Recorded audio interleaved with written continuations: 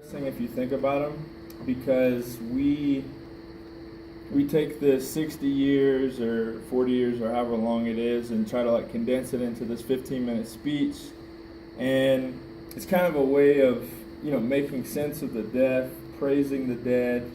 It's this time where the family is really looking to this eulogy to kind of give hope and reconcile the fact that someone's just died. In the same way, Brian Turner writes a eulogy about a private who died in his platoon, and he reflects on the time and the things leading up to it. And just for a refresher, the eulogy is a poem about a private who goes off by the river and shoots himself. There you go. Next time.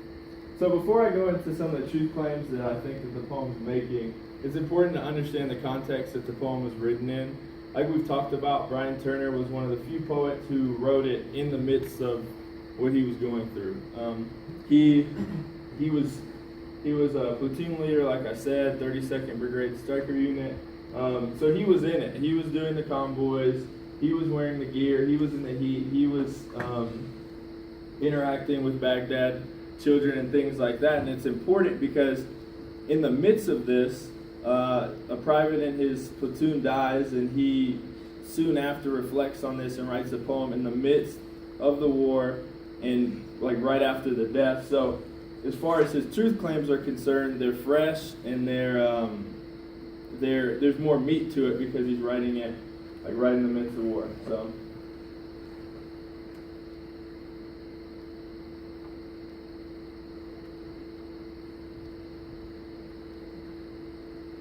So the first truth claim that I believe that this poem's making, is the randomness of death. Has anyone ever thought about when they're going to die, like what that day? I know it's kind of morbid, but it's interesting because death doesn't fall on a specific day. It's not like a Monday or Tuesday or Wednesday. Death doesn't fall on afternoon or night. It's arbitrary almost, and it's a phenomena that Brian Turner's getting at. And I've put down some. These are the top ways that people die, and it's crazy because most of us are probably going to die from one of these things, and the higher it is, the more likely you are. Heart disease, I think, is the number one. And Brian Turner's really in the midst of this war and in the midst of him reflecting on Private Miller's suicide, really is shining a light on the fact of this arbitrary nature of death. And you can just see it in this poem. It talks about it happens on a Monday, and that's just random at 11:20. It's important. He didn't say noon. Tower guards are on their lunch break eating sandwiches. Seagulls are drifting by. Prisoners are pissed about being in prison. And we just see that Brian Turner's emphasizing the fact that this is just random. There's no culminating event. This guy just went off on a Monday at 11:20 and shot himself. And I think that's important as to what he was kind of trying to tell us about the nature of death. So the second truth claim that I believe he's making is that no one cares, and not no one cares about death, but specifically suicide. When Brian Turner got back from his deployment, he was actually at a parade, and his commander was like reading off the names and saying, let's give a moment of silence for this guy and this guy and this guy, and then skips the guy who committed suicide.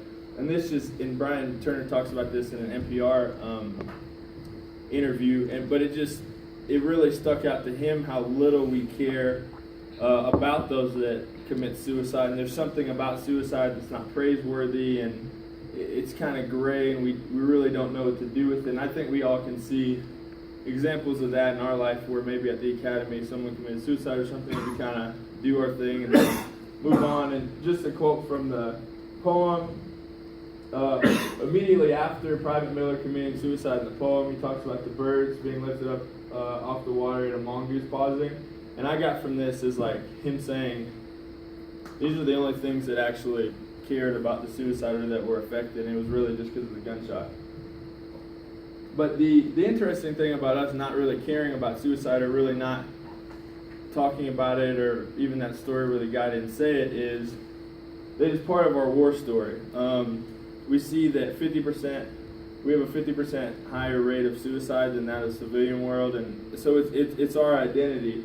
Some research suggests that the suicide rate is actually about to pass the death rate in the military in this peace time. And then as far as personal, for me, the only people that I know in the military that I've known personally that have died have been suicide. So in light of this, this phenomenon where we don't really know what to do with it, is part of our story. It's part of our war story as people in the military. So, what do we do now? I would say that at the end of the poem, Brian Turner kind of calls us to be proactive. You see, he kind of has regret over this specific person. He says, like, nothing can stop it now, no matter what voices crack over the radio and static confusion. So it's like a thing of like, once that guy goes out to shoot himself, it's over. And I took it as a call to be proactive. So, in light of just death and its randomness and, suicide and us not knowing what to do, we should, think about these things, but really just be proactive in light of some of these issues. Anyone have any questions?